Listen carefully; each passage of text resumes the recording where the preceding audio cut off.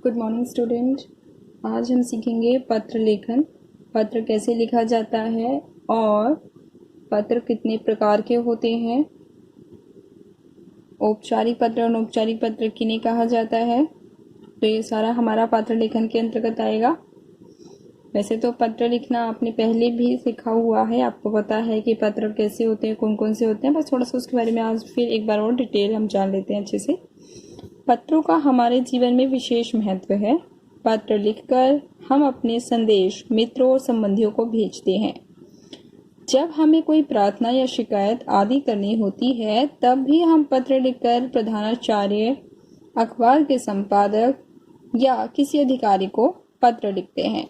तो पत्र के आप प्रकार भी बता रखे हैं। पत्र दो प्रकार के होते हैं। वैसे तो मैंने पहले भी कहा, आपको इसके बारे में बता रखा होगा और पता भी होगा आपको कि औपचारिक पत्र कौन से होते हैं और अनौपचारिक पत्र कौन से होते हैं।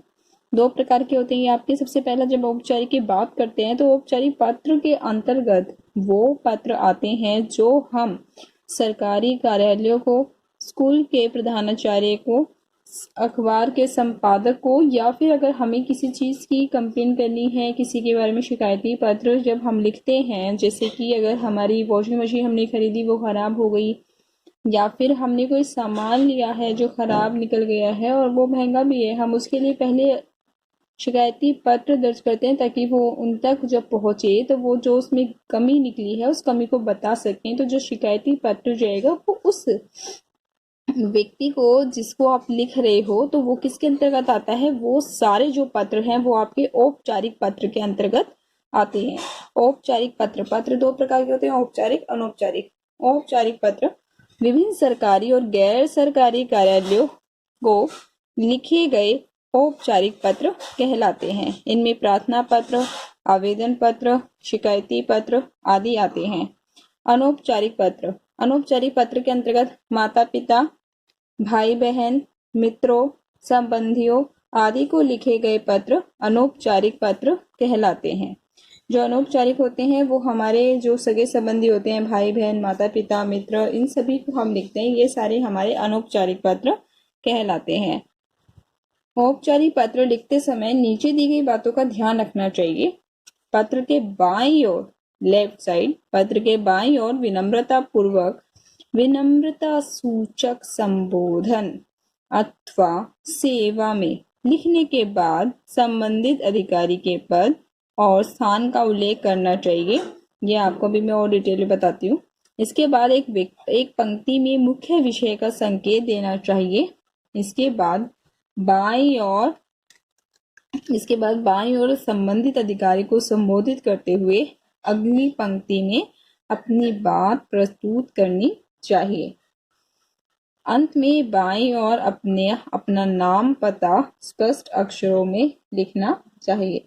तो ये जो सारी चीजें कही गई है किस प्रकार से, बाईं ओर क्या है, यानी कि आप यहाँ शुरू करोगे। सबसे पहले क्या है, विनम्रता पूर्वक संबोधन, यानी कि सबसे पहले आप बता रहे हो तो जैसे आप लिख रहे हो प्रिय चाचा जी प्रणाम, ठीक है, या सादर प्रणाम। उसके बाद आप शुरू करते हो, उसके बाद लिखा है, इसके बाद एक पंक्ति में मुख्य विषय का संकेत, किस बारे में लिख रहे हो। जैसे हमने बोला पिताजी से हम रुपए मंगवा रहे हैं तो हम उनको बता देते हैं, या फिर अगर हमें, लेकिन ये डिमांड करता है कि बेटे आपका जो मुख्य विषय जाएगा, ये मुख्य विषय केवल आपका औपचारिक पत्र के अंतर्गत आते हैं। अनौपचारिक पत्र जो हम अपने सगे संबंधियों को, रिश्तेदारों को, भाई बहन को, मित्र को लिख रहे होते हैं, उसमें मुख्य विषय नहीं होता। ये सारा तो आपका पूरा उसमें आ जाएगा, जो भी आप पत्र लिख रहे होते हो सारा उसी के अंदर आपका विषय चलता चला जाता है, उसी के अंदर सारा आपका विषय आ जाएगा।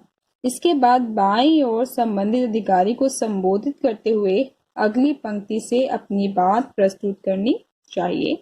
अंत में बाईं ओर अपना नाम पता स्पष्ट अक्षरों में लिखना चाहिए। उदाहरण के तौर पर जैसे यहाँ पे दिखाया गया है, देखिए ये बात कर रहे थे औपचारिक पत्र, हाँ लिखा भी हुआ ऊपर, औपचारिक पत्र को लिखने के लिए सारी चीजें हैं। अनौपचारिक पत्र जब लिखते हैं तो उसमें ये सारी बातें ध्यान रखनी है। सबसे पहले आप औपचारिक पत्र को देख लीजिए, लेकिन औपचारिक पत्र की बात की है, ये देखिए औपचारिक पत्र आ गया। अवकाश के लिए प्रधानाध्यापिका को प्रार्थना पत्र। सेवा में प्रधानाध्यापिका जी, प्रधान अध्यापिका अर्थात अध्यापिका से जो प्रधानाचार्य जी हैं, या तो प्रधानाचार्य लिख सकते हो आप इसकी जगह। एक प्रधानाचार्य और प्रधानाचार्य दोनों में फर्क होता है। या तो आप यहाँ पे लिख सकते हो प्रधानाचार्य,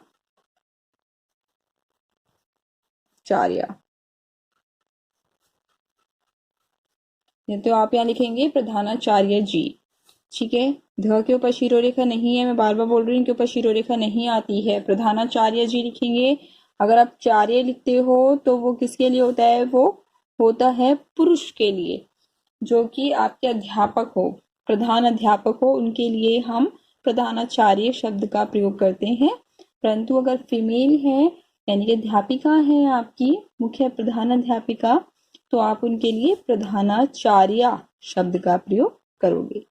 सेवा में प्रधानाध्यापिका जी या प्रधानाचार्य जी, इन दोनों शब्दों में से किसी एक शब्द का प्रयोग करना है आपको। सेवेन्यू इंटरनेशनल स्कूल, आप अपने स्कूल का फिर नीचे एड्रेस लिखेंगे। जैसे आपका है जिंदपुर, तो वो लिखोगे। दिल्ली कितनी है, आप वो वहां मेंशन करोगे। विषय आप लिखोगे, विषय क्या है? अवकाश के लिए, तो अवकाश हेतु प्रार्थना पत्र। क्या करना है? अवकाश के लिए प्रधानाध्यापिका को प्रार्थना पत्र लिखना है। तो जो आपका विषय रहेगा वो रहेगा अवकाश हेतु प्रार्थना पत्र। महोदय, आप नीचे फिर उनको क्या कर रहे हो, इसमें नीचे जैसे हमने पढ़ा था, संबंधित विषय लिखने के बाद अधिकारी को संबोधित करना है। संबोधित करते हैं, जैसे कि हम उसमें मान्यवर लिख रहे हैं, महोदय लिख रहे हैं, तो ये आप यहाँ पे लिखोगे महोदया, क्योंकि फीमेल है इसीलिए महोदय शब्द का प्रयोग हुआ है, अदरवाइज यहाँ पे महोदय लिखा जाता। महोदया शब्द की जगह महोदय आता अगर वहां पे क्या होते हैं, अगर वो चीज ये किसके लिए होती है? ये पुरुष के लिए होती है। अगर पुरुष होते हैं आपके प्रधानाचार्य जी, अध्यापक हैं, पुरुष हैं, तो वो आपके लिए महोदय शब्द का प्रयोग हुआ, अन्यथा महोदय शब्द का आप प्रयोग करोगे। ठीक है। सविनय निवेदन यह है, मुझे कल रात से तेज बुखार हो गया है। डॉक्टर ने मुझे 2 दिन आराम करने की सलाह दी है, अतः मैं 2 दिन तक विद्यालय में उपस्थित नहीं हो सकूंगा। आपसे निवेदन है कि मुझे 11 व 12 सितंबर 2 दिन का अवकाश देने का कष्ट करे। आपकी अति कृपा होगी। आपका आज्ञाकारी शिष्य।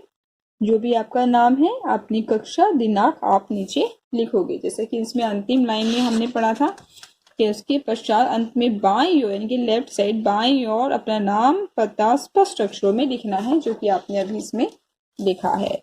तो ध्यान रखना है किस प्रकार से आपको लिखना है, पहले भी बताया गया है, तो इसलिए आपको ये पत्र लिखना है। पत्र इस प्रकार से अब हम बात करेंगे अपने अनौपचारिक पत्र की।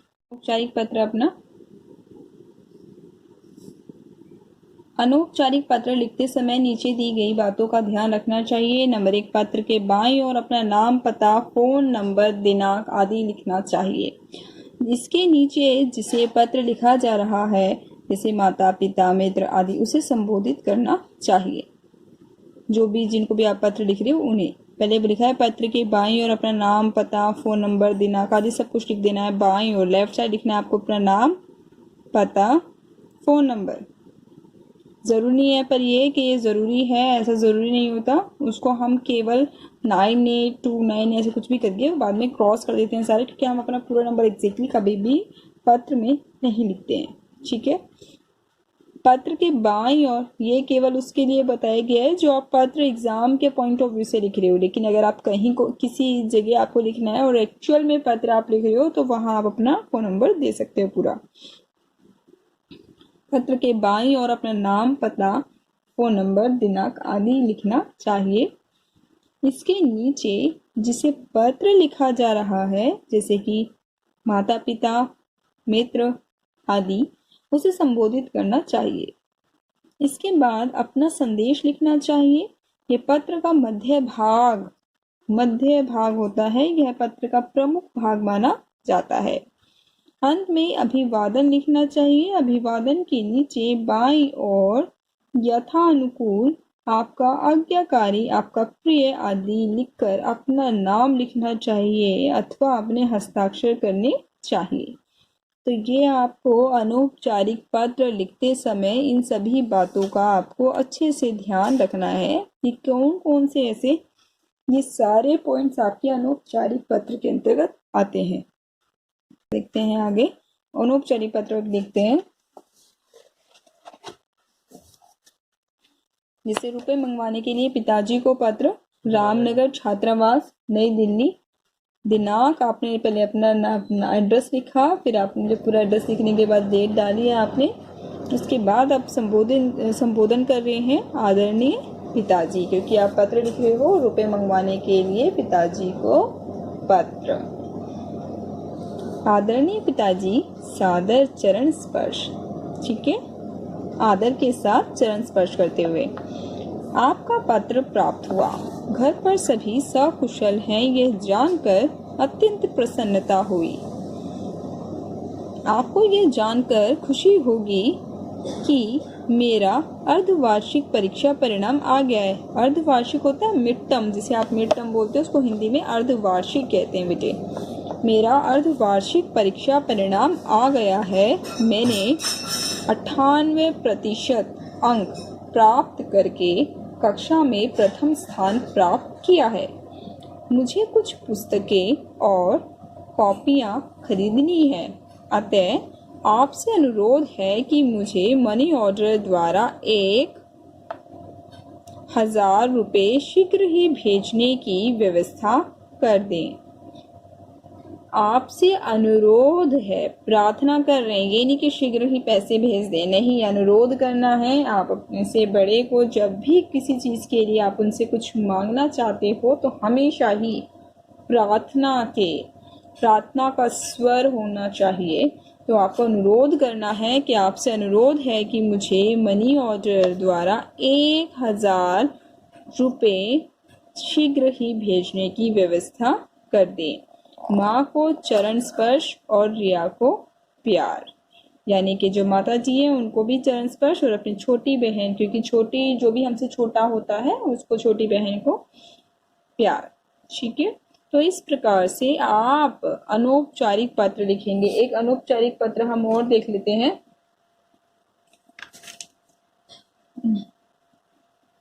देखिए, एक अनौपचारिक पत्र और देख लेते हैं।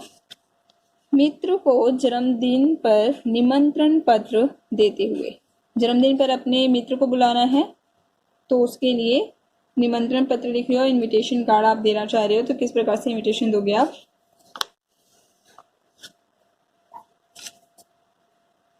बेटा, अगर आप ये किताब में ढूंढ रहे होंगे तो ऐसा मत करना, क्योंकि एक ही बुक से तो पढ़ाना पॉसिबल नहीं होता है व्याकरण को कभी भी, और एक ही बुक से मैं नहीं पढ़ाती हूँ व्याकरण को। इसीलिए कभी भी आप ये सर्च कर रहे हो कि ये जो मैम ने लिखा है बिल्कुल एग्जैक्टली वो क्यों नहीं है, तो वो कई बार इसीलिए भी हो जाता है क्योंकि व्याकरण कभी भी एक किताब से नहीं पढ़ाई जाती है। उसके लिए 2 या 2 से ज़्यादा किताबों का प्रयोग जितना हो सके वो अच्छा रहता है, ताकि आपके पास बेस्ट से बेस्ट कंटेंट हो सके।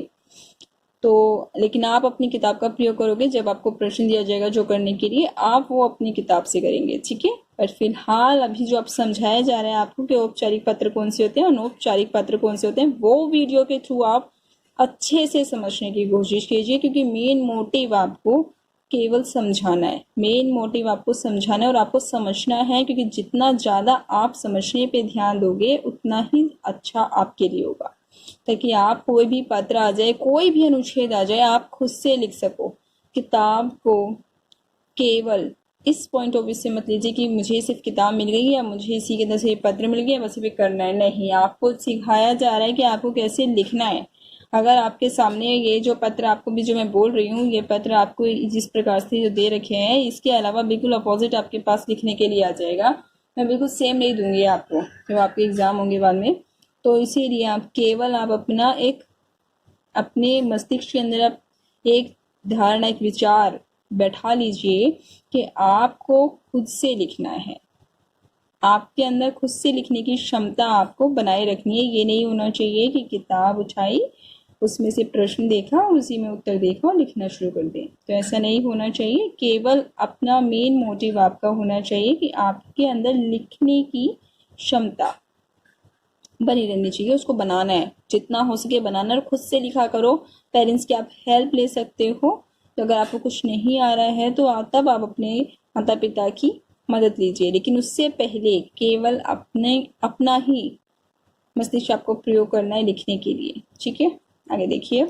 प्रश्न है आपका एक और अगला पत्र दे रखा है, मित्र को जन्मदिन पर निमंत्रण देते हुए पत्र। एड्रेस लिखना, सबसे पहले अपना पता लिखोगे आप, पता लिखने के बाद आप दिनांक लिखोगे, उसके बाद संबोधन क्योंकि आपका मित्र है इसलिए प्रिय अंकित, प्रिय रिया या प्रिय कखा का जो भी नाम है अपने मित्र का, आपके मित्र का, वो लिखोगे यहाँ पे। उसके बाद फिर आप किस प्रकार से उनका अभिवादन कर रहे हो, सप्रेम नमस्ते, क्योंकि वो आपके दोस्त हैं इसलिए प्यार सहित आप उनको नमस्ते कर रहे हो। बहुत समय बाद आज तुम्हारा पत्र मिला, पत्र पढ़कर प्रसन्नता हुई, तुम्हारी पढ़ाई अच्छी चल रही है यह जानकर अत्यंत हर्ष का अनुभव हुआ। तुम्हें याद होगा कि 26 सितंबर 2020 को मेरा जन्मदिन है। मेरे माता पिता या मेरे मम्मी पापा ने सदैव की भांति इस वर्ष भी मेरा जन्मदिन धूमधाम से मनाने का निश्चय किया है। 26 सितंबर को प्रातः यानी कि सुबह 9 बजे भगवान सत्यनारायण की कथा होगी। शाम को प्रतिभोज यानी कि प्रतिभोज जो भी है, शाम को जो भोजन का कार्यक्रम है उसको बोला गया है, शाम को प्रतिभोज का कार्यक्रम है। तुम पिछली बार की तरह मुझे निराश मत करना, तुम्हें इस कार्यक्रम में अवश्य ही शामिल होना है। मैंने अपने कुछ अन्य मित्रों को भी आमंत्रित किया है। आशा है इस बार तुम एक दिन पूर्व यानी कि एक दिन पहले, पूर्व का मतलब पहले, आकर मेरा उत्साह बढ़ाओगे, अर्थात जो क्यूरियोसिटी है उसको अपने बर्थडे को लेकर, जो उसको एक्साइटमेंट है यानी कि जो उत्साह है उसको और अधिक बढ़ा दोगे। अंकल आंटी को, मीरा को चरण स्पर्श और नन्ही रिया को स्नेह प्यार, जो अपने से छोटा होता है उनको आप प्रेम कह सकते हो। नन्ही रिया, छोटी रिया, नन्ही रिया को स्नेह। तुम्हारा अभिन्न मित्र, अभिन्न मतलब जो अलग ना हो सके, जो तुम्हारे साथ ही जुड़ा है, तुम्हारा अभिन्न मित्र अंबुज। तो देखा आपने बेटा, ये आपके जो ये पत्र हैं जो समझाए गए हैं, आपको पत्र ध्यान से पढ़ने हैं, समझने हैं, करने हैं। केवल ये नहीं होना चाहिए कि आपने बुक में बस वीडियो देख ली है, बुक खोला, प्रश्न उतारा और उत्तर लिख दिया। नहीं, मैं बार बार कह रही हूँ, आप अपने अंदर जो लिखने की क्षमता है उसको बनाइए, जितना लिख सको खुद से लिखने की कोशिश कीजिए। बस आपको पत्र दे दिया जाएगा, उस पत्र को आप देखिए, उसके बाद लिखना आपको खुद से है, ठीक है। तो अभी आपको बुकिश लैंग्वेज में मैं चाहूंगी जब आप मुझे नोटबुक भेजो तो उसमें वो लैंग्वेज ना हो जो ऑलरेडी बुक के अंदर है, आप अपना थोड़ा सा उसमें कुछ अलग से अपना ऐड करने की कोशिश जरूर कीजिएगा। तो आपको जो पत्र लिखना है वो पहला आपका पत्र रहेगा अनौपचारिक पत्र, पिताजी से रुपए मंगवाने के लिए पत्र, आपको एक ये पत्र करना है। दूसरा आपको करना है अवकाश के लिए प्रार्थना पत्र, एक ये करना है आपको। अवकाश के लिए प्रार्थना पत्र आप सबसे पहले करोगे और उसके बाद आप करोगे दूसरा पत्र पिताजी से रुपए मंगवाने के लिए पत्र। ये दोनों पत्र आपको करने हैं अपनी नोटबुक के अंदर, साफ साफ करना है। और कलर का यूज कोई बच्चा नहीं करेगा, कलर का यूज करने के बाद आपके जो बैक साइड होता है वो सारा खराब हो जाता है, इसलिए कलर का यूज ना करके आप पेंसिल कलर का प्रयोग कीजिए, ताकि अगर आपको कुछ हाईलाइट करना है वो भी तब। और फिनिशिंग लाइन डाल दीजिए जब आपका कंप्लीट हो जाता है। और मैं फिर बोल रही हूँ, जैसे हर उसमें मैं बार बार बताती हूँ आपको कि जो कुछ आपके वर्ण होते हैं जिनके ऊपर शिरो रेखा नहीं आती है इन पे मत लगाइए, जैसे कि यहाँ पे भी दे रखे होंगे आपको, जैसे भी शब्द देखिए, भी वर्ण है, शब्द नहीं वर्ण। भ पे नहीं आ रखी है, देखिए भ पे नहीं है, थ पे नहीं है, क्षेत्रीय पे नहीं है। ये जो शब्द होते हैं इनके ऊपर शिरो रेखा नहीं आती है, तो आपको इनके ऊपर शिरो रेखा नहीं लगानी है। अ के ऊपर भी नहीं आती है, आदरणीय। तो बेटा ध्यान रखना है, इनके ऊपर शिरो रेखा नहीं लगानी है। जहाँ पे आपका अनुनासिक प्रयोग होना है वहां अनुनासिक लगाइए, जहाँ अनुस्वार लगेगा वहां आपको अनुस्वार लगाना है, ठीक है। जहाँ अनुस्वार लगेगा वहां आपको अनुस्वार लगाना है, जहाँ पूर्ण विराम लगेगा वहां आपको पूर्ण विराम अवश्य लगाना है। पूर्ण विराम आप छोड़ दोगे तो इसका मतलब यह है कि ये लाइन पूरी नहीं हुई है, इसके बाद भी कोई लाइन है। तो ये छोटी छोटी जो चीजें हैं जो मैं बार बार हर एक वीडियो में बता रही होती हूँ, क्योंकि आपकी जो व्याकरण है, भाषा आपसे क्या चाहती है। कोई भी भाषा तब तक पूरी नहीं होती है जब तक आप उसके व्याकरण को अच्छी तरीके से ना समझ लो, जब तक आप उसके मानक चाहे वो आपकी जो हिंदी है वो मानक हिंदी का आप प्रयोग ना करने लगो, क्योंकि बोलचाल की जो भाषा है वो तो हर व्यक्ति प्रयोग कर रहा होता है, जो पढ़ा लिखा नहीं है वो भी प्रयोग कर रहा होता है। फिर क्या फायदा होता है, फिर क्या फर्क है आप में और उसमें। तो इसके लिए आपको क्या आना चाहिए, मानक हिंदी का प्रयोग आना चाहिए। किस प्रकार से जो एक अच्छी शुद्ध हिंदी जो है वो किस प्रकार से लिखनी है, ये भी आपको आना जरूरी है। जैसे ध्यान रखना है कि इन चीजों में मैं बार बार बताती हूँ, इन चीजों का आप ध्यान रखेंगे। जहाँ भी हलंत लगना है वह हलंत जरूर लगाएंगे, और नाम अंत में अपना नाम लिखेंगे। ठीक है। पत्र सबसे पहले का आपका एक आ गया ये अनौपचारिक पत्र, और एक आपका अवकाश के लिए प्रार्थना पत्र, ये औपचारिक पत्र रहेगा आपका, आपको ये करना है। ठीक है। ओके, ध्यान रखिए अपना। धन्यवाद।